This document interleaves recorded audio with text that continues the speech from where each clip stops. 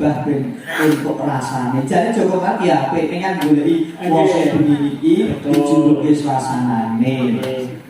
Awet menungso mereka mboten lepas saking kelewatan. Terus menungso kuwi gudange salah lan luput dosa lan kliru. Ning utamane kudu nuwun pangapunten marang Gusti Kang Mubin. Nggih anut kapitayane dhewe-dhewe. Terus agama iki pirang-pirang nggih Mas nggih. Terus bangune iki padha manembah tunggalan nyawejake rasa manembah nyuwun marang rahmating Gusti Allah. Terus Mas nek anut kapitayanku upama wong uripmu tak umpamake wong arep lunga menyang pasar. Wong arep lunga nang pasar kuwi kudu nggawa sangu sadurunge. Nek wis teko pasar ngerti apa sing dituku, nek wis dituku bali omah njur dimasak. Enak lan orane gumantung saka apa sing dituku lan apa bubune. Padha karo wong urip ning donya Mas, yen saka alam kandungan kuwi wis didhawuhi saka Gusti Allah balak sahibna sapa sejatine pangeranmu. Aku reksen namung Gusti Allah. Wong urip iki biyen wiwitane wis diwehi iman. Banjur urip ning alam donya iki golek sangu.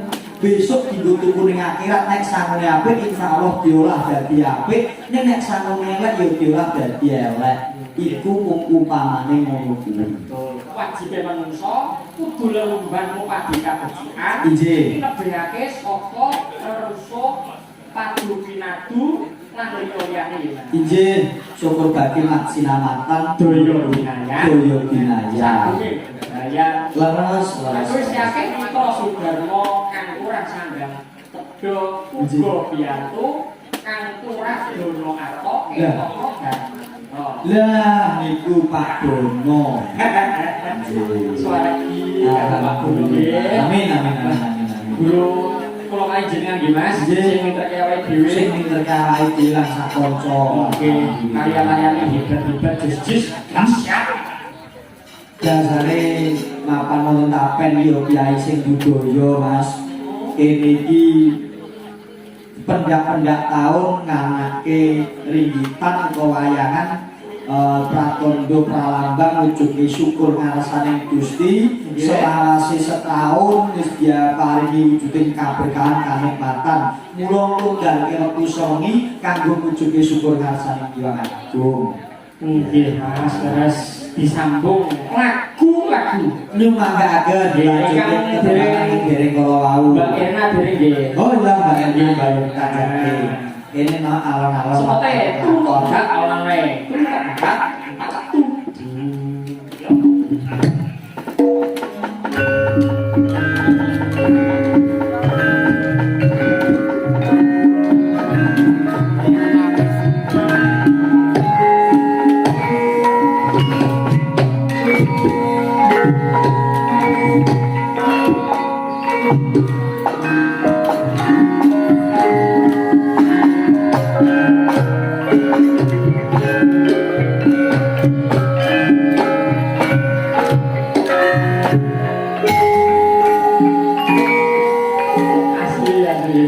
luar biasa. Iya, saya jenenge mulat apa?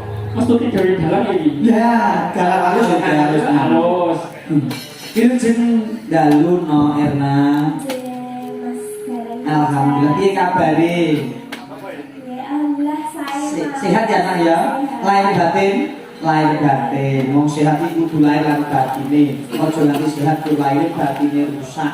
Mergo yen batine rusak, atine elek kuwi ndadekke ora rukun. Ning nek atine ya apik, lahire ya becik insyaallah guyub rukun nyawiji. Amin. Nambah ya Nak?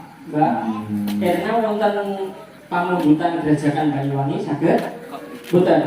Oke, itu di mawon. Nggih, dari Bagi kamar tiga jenengan. Lanjut kok. Lanjut apa?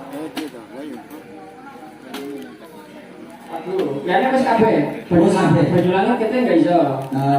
Banyuwangi garapan Bu. Wis kabeh, Mbak. Alhamdulillah. Nggih, no, wis.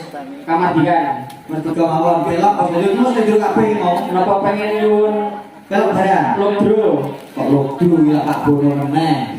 Belok barang, belok barang. Klincicul nggih. Sambel kemangi. Aduh kelinciku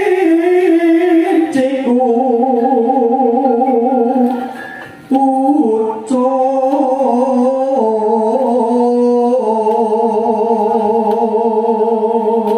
Suarane apik ya, Mak. Aku. Biasane bakul pulsa. Hubungannya suara pel bakul pulsa iki ya kok. Wong itu karo dagang kok emak.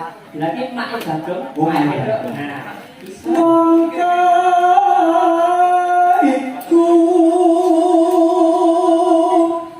dadi katras nanku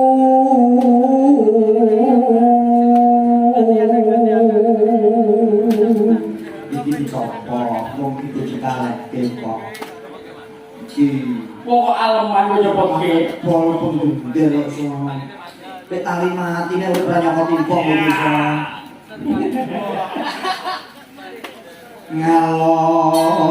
ngalor ngidul kepung gelang bongka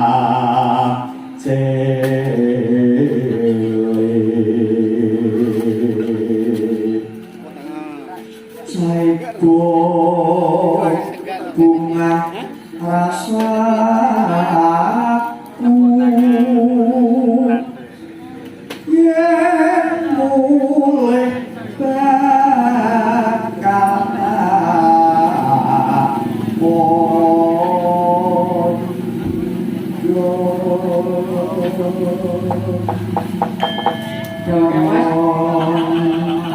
Kuwi jenenge Jarak kok urban. Nah, kan garap lu Mas. Saya nggak paham. Coba yang Mas, Mas. Kinci ucul, Col, kelinci yang dilepas. Kinci yang dilepas.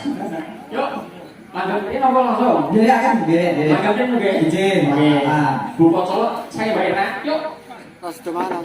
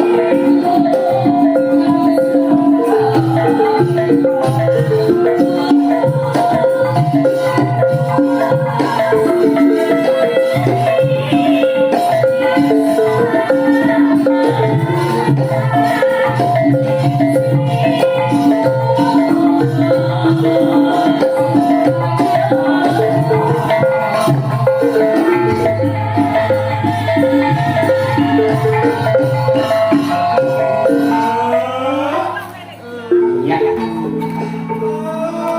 Semangat, Mbak Irna, semangat.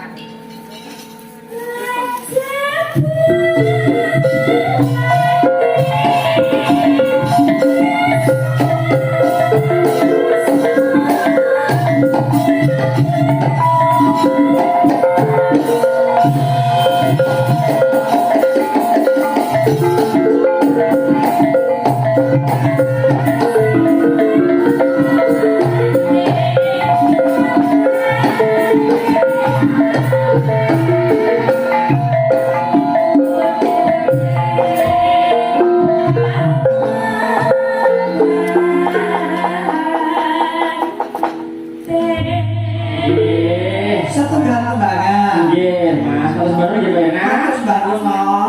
Mas aku mau ngasih